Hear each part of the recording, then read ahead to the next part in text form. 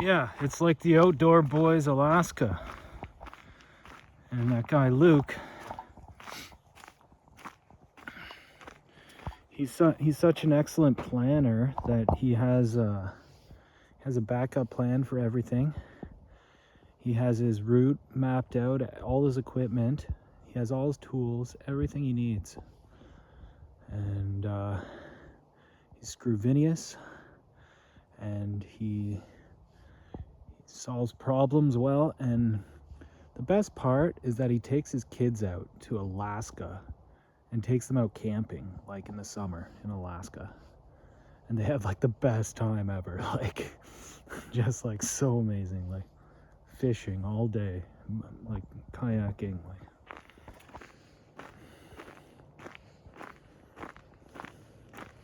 so for me,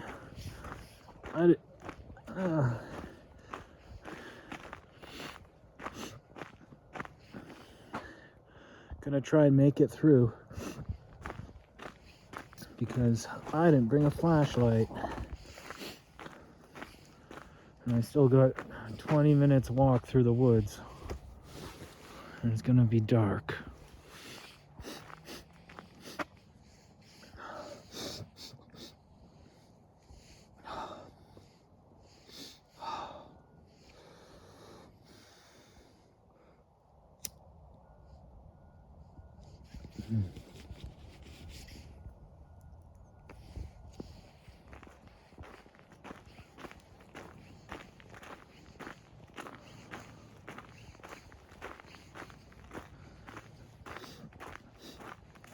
I think that's a good dad. Take your kids camping. It's always fun. Fun for the parents too.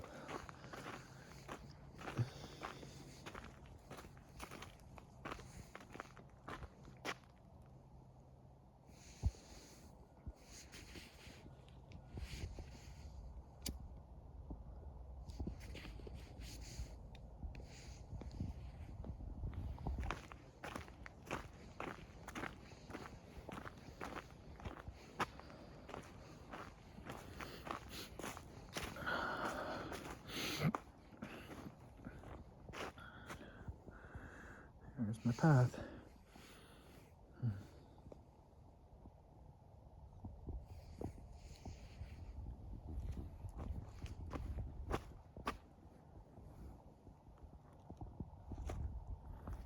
If you want to look at Ontario,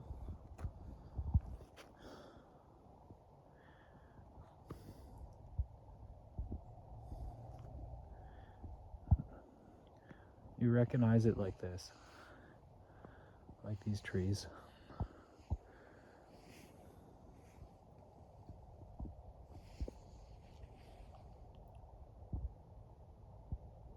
Lots of big forests like that.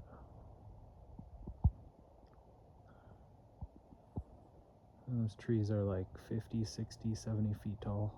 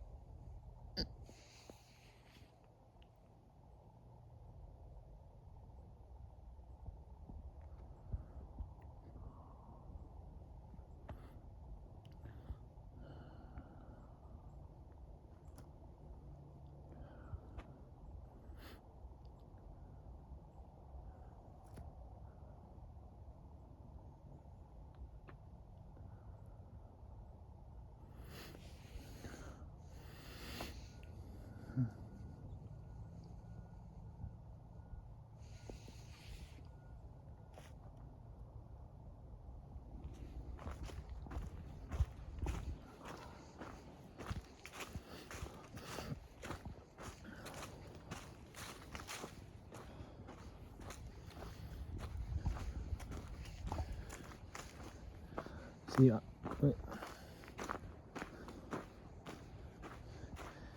yeah, in that book, Lonesome Dove, Augustus said to McCrae, there's McCall, there's, yeah, Gus McCall, and, no, there's Gus McCrae and McCall.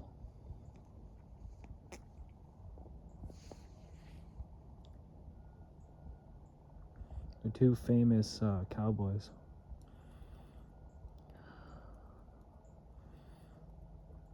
And Gus was like the cooler one, like the more chill guy, I guess. They made it out like that. Whereas like McCall was like a diehard, like kind of like straight back warrior guy, like who didn't really enjoy life the way Gus did.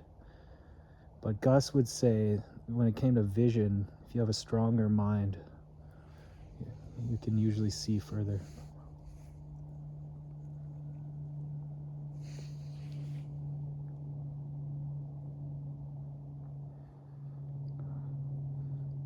Now, I've heard of people getting their hearing back eating mushrooms.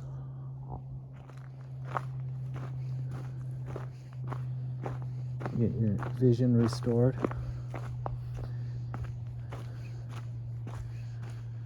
So it takes the human eye,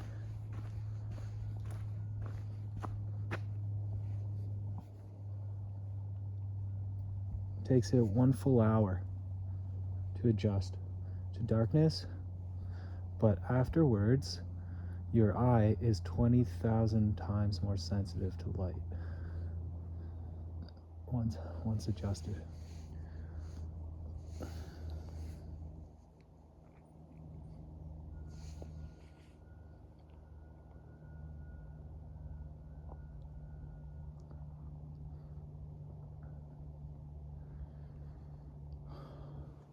My friend Daniel Spence from Ottawa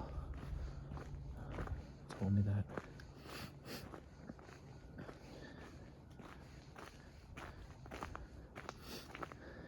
He told me that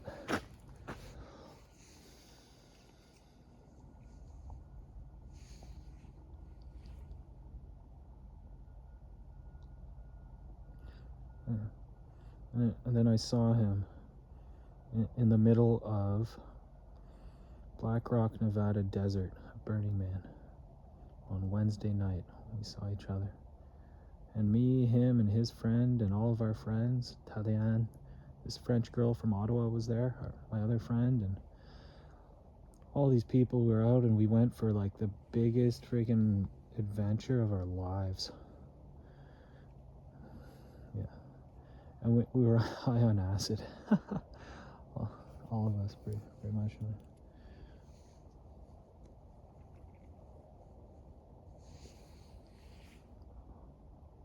And we saw so many cool things. Riding in like this giant lit up like purple exoskeleton of a woolly mammoth, like with its bones clinking, and we were going like all like 7 of us in this like bicycle mammoth machine, and we just driving it across the desert, and anyone could get in and drive it.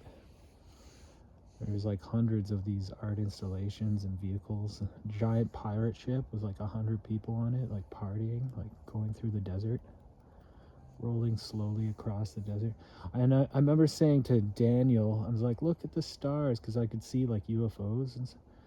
And Daniel was like, they're all just lights to me, man, is what he said. And he's right. He was right. They are just all lights on a fake projection. They made us think we came from monkeys, and that we came from some exploded gas matter, and that we weren't created at all. We just, we came from nothing, and we're insignificant, and we're futile. Everything is futile here on this godforsaken, That's what they made us think, that we're stupid. They always did that, like programmed it into us. Homer loved TV and beer. TV, Homer, beer, no good with you.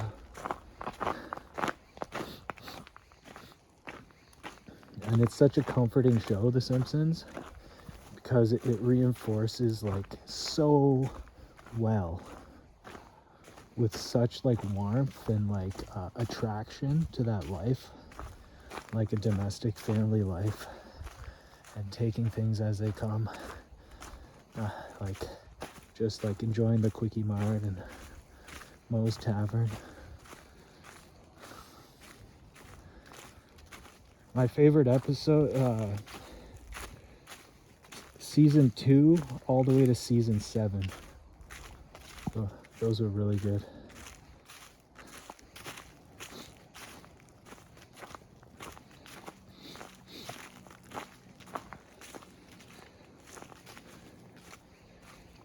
Yeah. But probably all a bunch of CIA mind control, right? Probably. And they're yellow, right? What a nice color. Get to watch them. Yeah. Just like the History Channel and all those alien shows they do. Oh, they must be so evolved, you know? No, they're not. Like Leon George Sinclair says, what does he say? He says the alien shows on the History Channel and all shows on the History Channel are there only to instill fear and doubt. That's what they do. Just like the news. Just like the movies.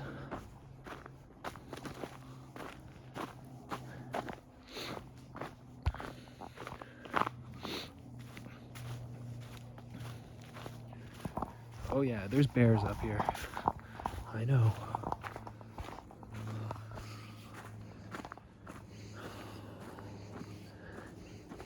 It's the big black bears that are the aggressive ones.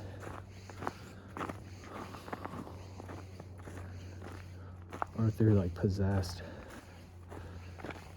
Evil. Demon bear.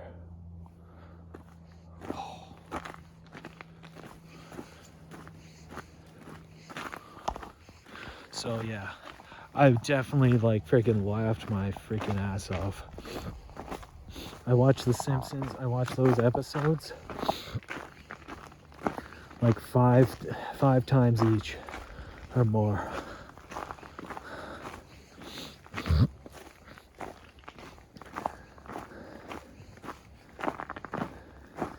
It was like a comfort blanket or something. I went through this time where I just, like a few months, I just watched that.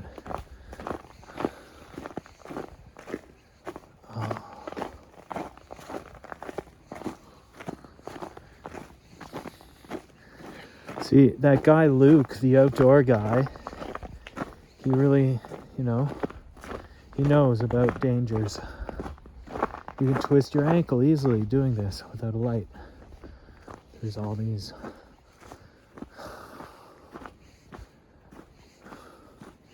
He said, out in the woods, it's usually not one thing that causes a disaster. It's a succession of multiple things, he says, when things can really go wrong.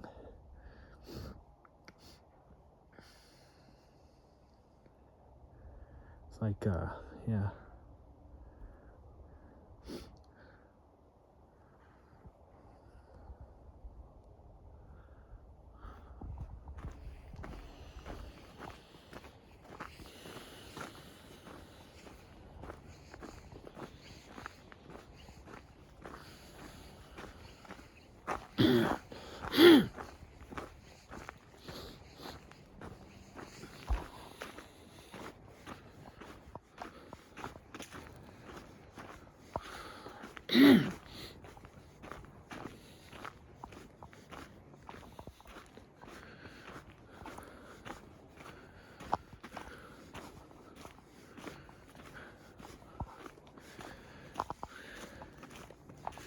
Yeah, I went up to northern Ontario and planted trees one summer.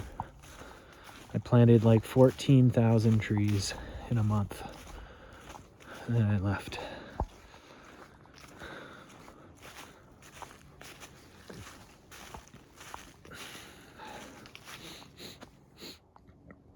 Each tree is like 10 or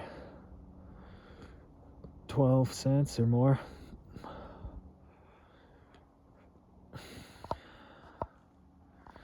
So I made like $1,500 or $2,000 or something.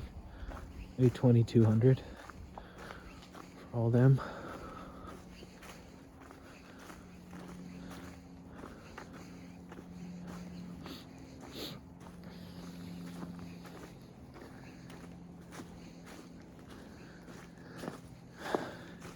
And yeah, my sister, she's really good at it.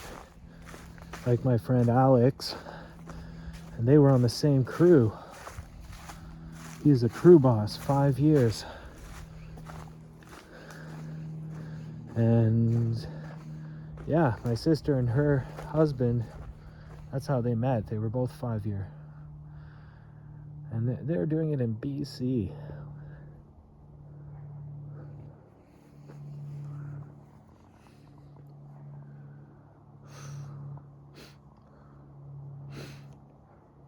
Yeah. I went to BC like with all my camping gear and stuff, my guitar and everything. And I got a bus. Brought me like 12 kilometers north one night, and I went and tried to plant for 2 days, and it was insane. Spiky wet logs everywhere with like jagged, like broken off like parts where the branch snapped off. You needed like cleats to work there. I couldn't do that. Everyone else was just sucking it up and doing it because like it's a shady kind of business, tree planting. Sometimes like you don't do that, like like all work is like people who try and make people go and work with asbestos. Like what the F? Like $32 billion payouts in lawsuits for workplaces right now in America. And lawyers are just cleaning up in asbestos. Shit. The largest sum ever paid out was by Pfizer.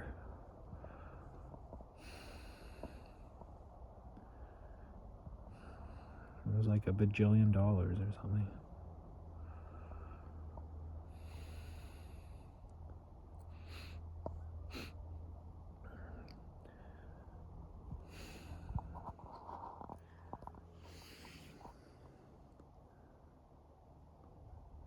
Yeah, so I lasted 2 days.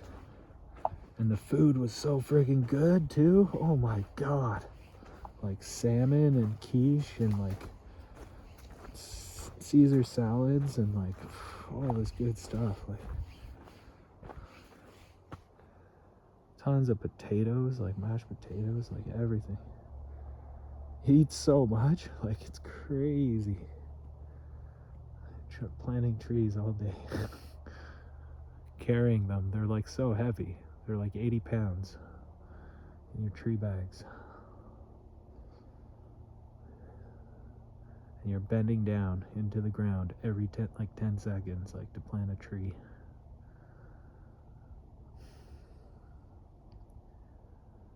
You gotta do the C scoop with your nice little sharp little spade, shovel. Wedge it to the side, get the tree in, then step back down on it. Make sure it's in there good.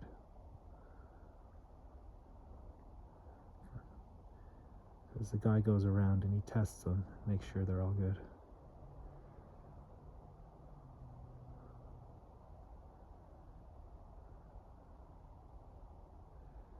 yeah, so I was like, well, fuck.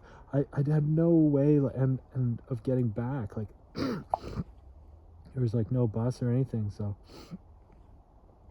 I put my thumb out, and this crazy Alaskan like crane operator guy, he was like my age, freaking pulls over. After about like 20 minutes of standing there, like not even, like pulls over. He's like, "Get in, buddy." I get in. There's like energy drinks all over the floor. He's like, "Yeah." He's like, I've been driving since Alaska." He's like, "I was gonna stop, but then I was like, oh no, just had another energy drink." He's driving so fast, like flying like off these guardrails, like a bajillion like feet down off the sheer like side of these cliffs. Like you look straight down for like a kilometer. It's so insane. That's coming down the highway down the middle of BC. And he was like flying around the corners. We got there in record time, and it was amazing, like amazing. Finally coming closer to the city, it like opened up, and you'd start to see like giant rivers and estuaries and stuff and lakes.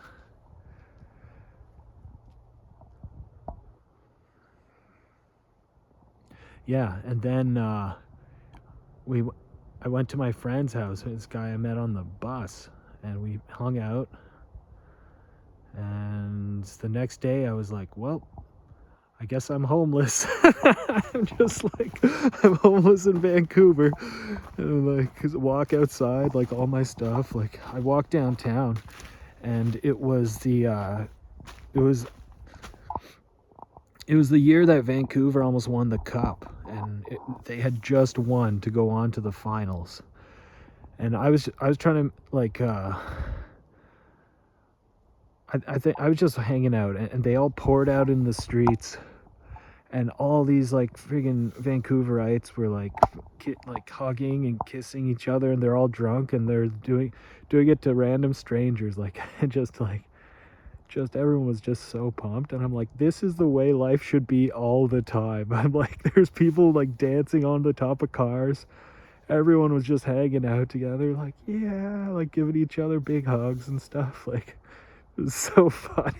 And I met my buddy Kidman there, and Kidman had a dog, a blue heeler, really nice, and he had a djembe, and he was playing in the streets. And I went up to him and talked to him, and I had a flute, and I went with Kidman, and we played music and made some money and got some drinks.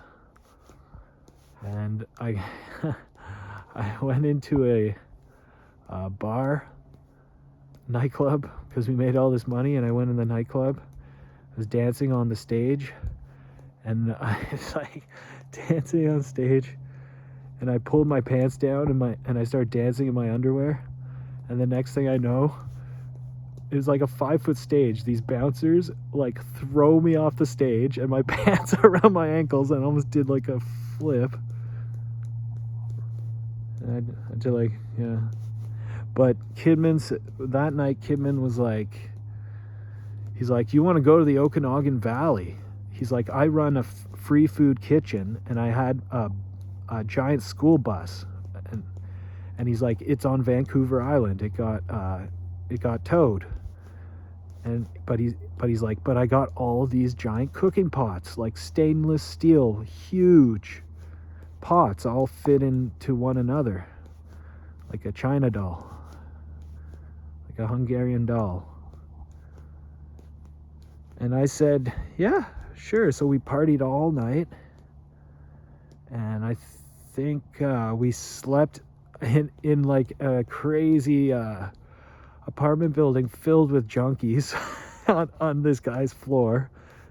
This dude who he knew, and he was a French guy who's nice. I don't think he was. It was. I was like, oh my god, that was back when I was confused about things. I didn't really know too much or whatever. It's still like not very nice. Like, So, yeah. Yeah. Yeah. Oh. Yeah, I got like paranoid. It was horrible. I think I was being attacked or something by some spirit.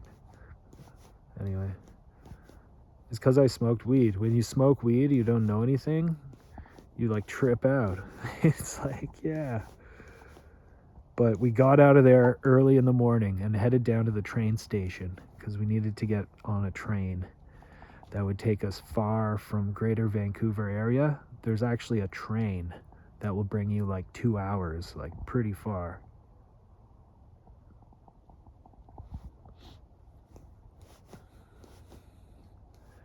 And we got his dog into a blue recycling box and put a blanket over it, and we got on the train. This nice lady bought us 2 tickets, and we got on the train, and we got brought, and it was funny because we were all on the train, and Kidman's little dog was like, and all you could see from time to time was its little nose come out from the blanket and sniff the air. And this lady saw it and she's like, ah, ha, ha. That's funny. No dogs on the train allowed. So we had him. And as soon as we got out and started walking like way far in the middle, like almost close, first we had to go over a giant mountain range to get there. But that first night we got a good distance. Like we got picked up a couple times, and all between the times, like it was just vast country, like fields, green fields forever. And his dog would run. She was a wild Aussie blue heeler, and she could run and jump really high, and she would land. It was her way, and then she'd stop and she'd listen, and her ears would move all around. Yeah.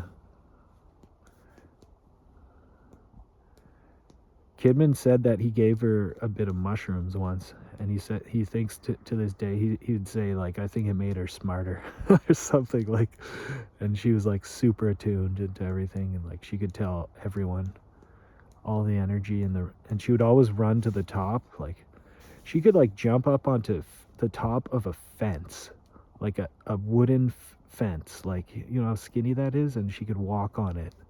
She'd run and jump off Kidman's back onto the giant, like 10-foot high fence, and she would walk on the top of it, and then she could jump off. Like she was like super dog. I called her super dog.